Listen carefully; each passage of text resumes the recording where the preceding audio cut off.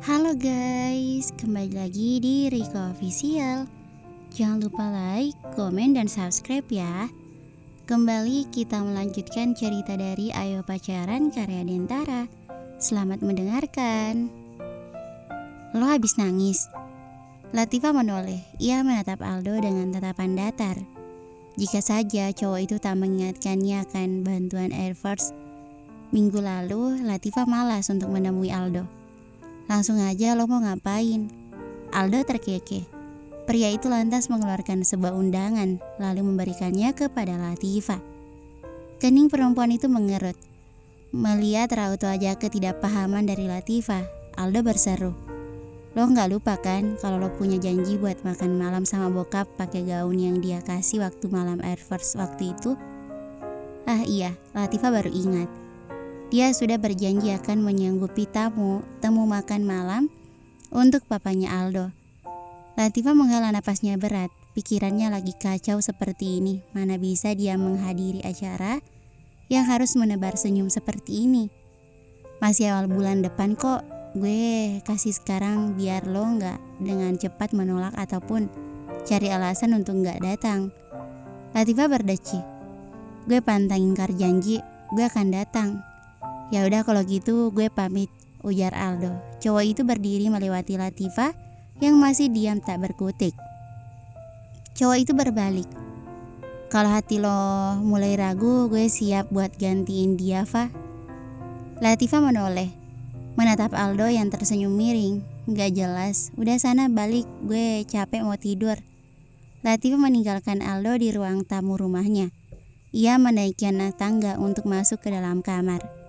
Berkali-kali Latifah berpikir bahwa Raga memang mencintainya, namun kejadian tadi sore selalu membuatnya berubah pikiran.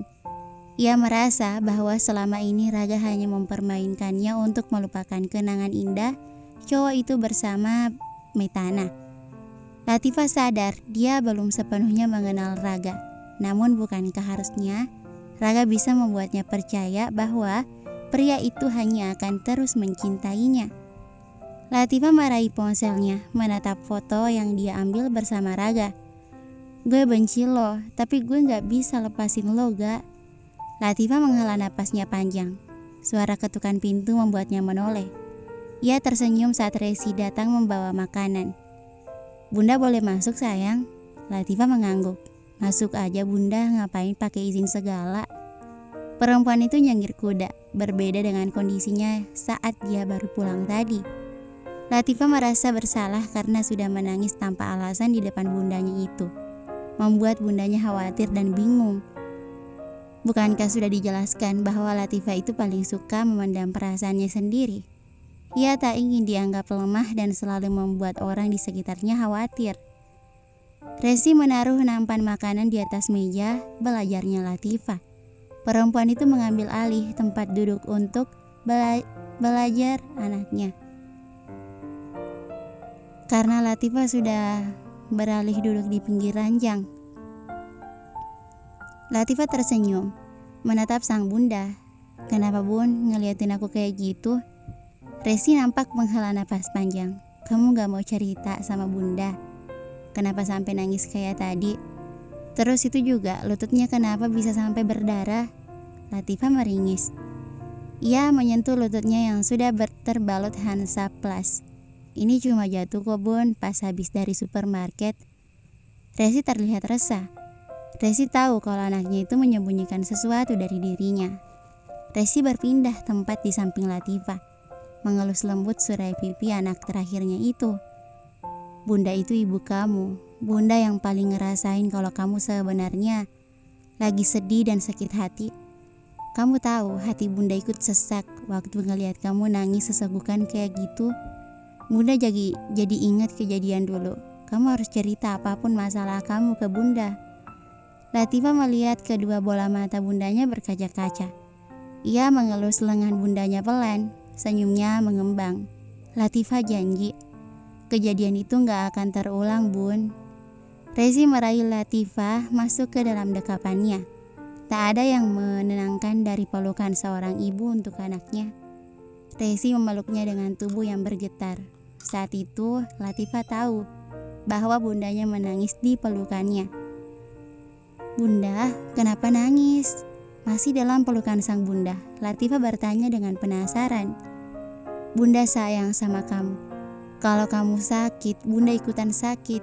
Kalau kamu kecewa, bunda juga akan merasakan kekecewaan kamu. Bunda paling paham dengan apa yang kamu rasain sekarang." Latifah tersenyum. Ia mengeratkan pelukannya dengan sang bunda. "Kenapa sekarang rasanya sesak sekali, sayang?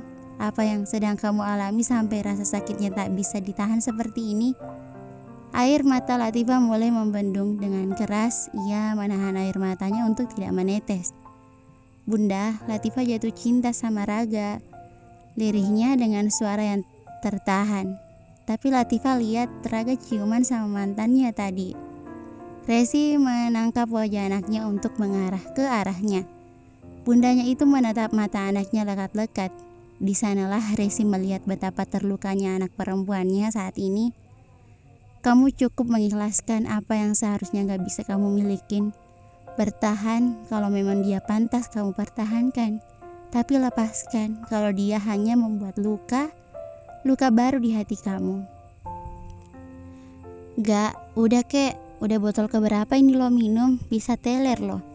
Nanti kalau bokap lo tiba-tiba datang bisa mampus lo." Rigel berseru panik. Cowok itu memindahkan botol minuman alkohol yang sudah kosong karena habis oleh Raga. Cowok itu terlihat tak peduli, cuma menatap kedua temannya dengan cengiran lebar. "Abi mana gak?" Januar berteriak karena sejak tadi Raga tidak menjawab pertanyaan Januar. Takutnya bapaknya lagi mabuk begini anaknya ikutan hilang kan, barabe. Raga cuma meremelek. Cowok itu kembali menengguk botol minumannya sampai habis. "Assalamualaikum. Astagfirullah, ini apa-apaan berantakan begini?" Rigel dan Januar meringis saat Regina datang berseru kencang. Ternyata Abi sama adiknya Raga. "Abang lo nih, kenapa sih sampai kayak begini? Ini pertama kali lagi begini setelah vakum 2 tahun. Regina menaruh belanjaannya di atas meja. Perempuan itu membukakan sepatu di kaki Abi. "Biasa berantem sama Kak Latifah. Masalahnya apa?" Dia kepergok ciuman sama Metana di depan Latifah. "Fuck." Rigel mengumpat kasar. Cowok itu menggeplak kening Raga kencang. "Are you crazy gak?" katanya lagi. Januar hanya menggelengkan kepalanya saja. "Lagian Metana kenapa jadi sering banget kesini?" kata Januar penasaran. "Dulu aja bilangnya jangan ganggu hidupnya lagi. Tapi sekarang dia yang mengganggu ketenangan orang." Regina mengangkat bahunya acuh, lalu menggelengkan kepalanya. "Gak tahu, yang jelas tadi mereka bawa-bawa soal ibu buat Abi." Lagi hening dan sunyi seketika. Brak. "Raga, kenapa kamu tidak mengangkat telepon papa?" Rigel dan Januar melotot karena kaget dengan kedatangan Om Yoga secara tiba-tiba. Mana sambil ngedobrak pintu segala. Rigel mengelus dadanya pelan. "Untung gak jantungan gue." "Papa, ngapain tah kesini?" Raga berdiri sempoyongan. Januar menahan tubuh Raga saat cowok itu hendak jatuh. Om Yoga tiba-tiba memukul Raga tepat di rahang pemuda itu. "Dasar kamu, siapa yang nyuruh kamu buat minum lagi?" Raga yang mendapat serangan mendadak hanya bisa pasrah jatuh terjungkal di lantai. Tak ada yang berani bantu, bahkan